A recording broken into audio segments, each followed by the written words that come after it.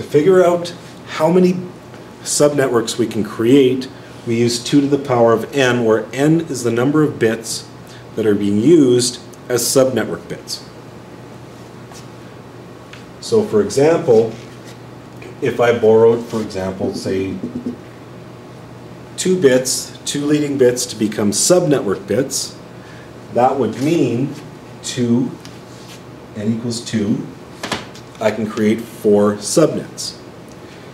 If I were to borrow 3 bits to be used as subnetwork bits, 2 to the power of 3 is 8. That would allow me to create 8 subnetworks. So that's one way we can calculate how we can create our subnets. The other thing we can look at is how many hosts per network, or how many hosts per subnet. Again, using 2 subnetwork bits, that leaves me with 6 host bits remaining. And the formula I can use to figure out how many hosts that is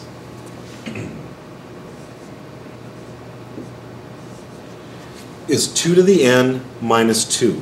Now the reason it's 2 to the n minus 2 and not 2 to the n is because of the way that a network is specified, how we characterize what a network is, or what a subnetwork is. There's basically 3 things. 1, the network address. 2, the broadcast address for that network. And 3, the usable range of addresses in between those 2. But those first 2 are actual addresses. The very first one, where the host bits are all 0, is always the network address.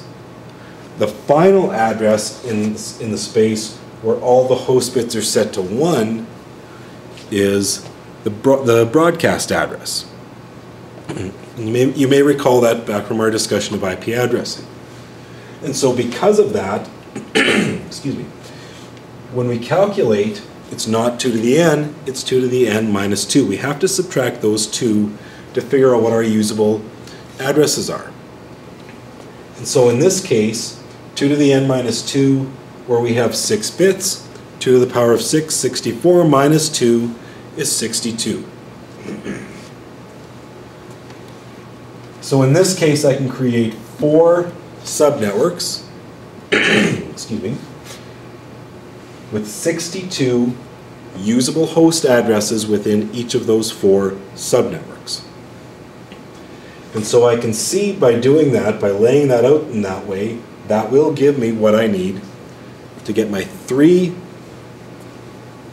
subnetworks with room for 50 hosts. Now, that's the other thing that we're going to find. Because this is all going to be binary sized, rarely are we going to see something that's going to match exactly. Okay? So we don't look at how many bits will give me 50 hosts, we look at how many bits will give me at least 50 hosts, because we're not going to get an exact match there. So 6 bits will give me enough room for those 50 hosts, and just enough room. So if I look at how I do this,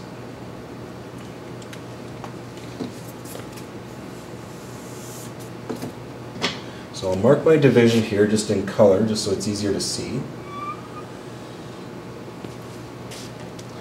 So my 8 host bits, my original 8 host bits, I divide them like this. So I'm going to borrow these 2 here. Those 2 bits are now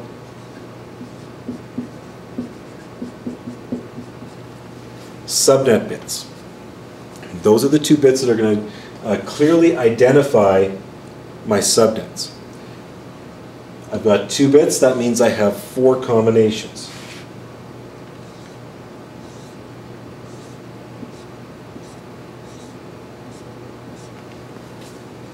Each of those 2-bit combinations uniquely identifies one particular subnet. Now we can look at that visually, and it's often helpful to do that.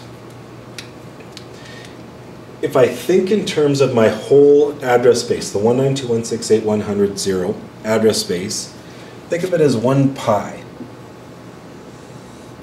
And that pi has 254 addresses in it.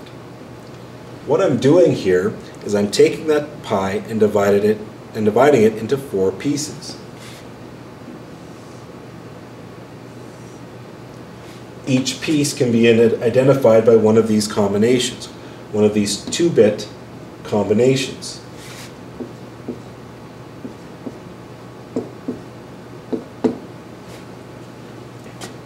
So those are my 4 subnetworks. Now we said that when we create subnetworks, just like with networks, there are 3 things that we have to specify. We have to specify what the network address is, or subnetwork address is. We need to specify what is the broadcast address for each, and then therefore what is the usable range of addresses for each subnetwork.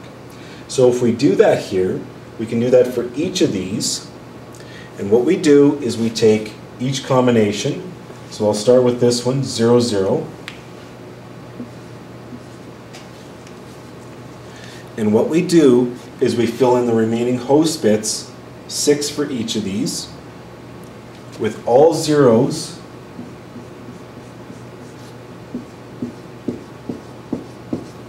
to tell us what the network address or subnetwork address is for that subnetwork. And then we do the same thing. Fill in the host bits with all 1s to tell us what the broadcast address will be for that subnetwork. Notice that now I don't have necessarily all 0s and all 1s for the entire 8 bits, because now only the remaining 6 are technically host bits now. So only the remaining 6 get filled in with 0s and 1s. If I take these and now convert those back to decimal, what I will get is 0 and 63.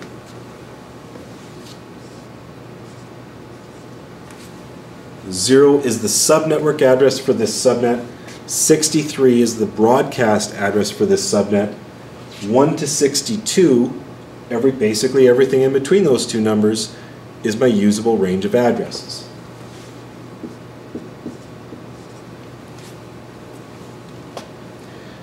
Those numbers that I've figured out here, if we're wondering what those are this blank. So to write it out in its full format, for this subnetwork, 0, 0, what I have is 192.168.100, 0 is the subnetwork address. 192.168.163 is the broadcast address. And then 192.168.100, 1 to 62, the range of addresses that I can assign to hosts in this subnetwork. And the only other thing that we have to consider, because we borrowed 2 bits here, we've altered the subnet mask. Now I'm going to finish figuring out these, and then we'll come back to what we do with that subnet mask, because that is important as well. So that's my first subnetwork. The next subnetwork, let's put a check mark there, 0, 1.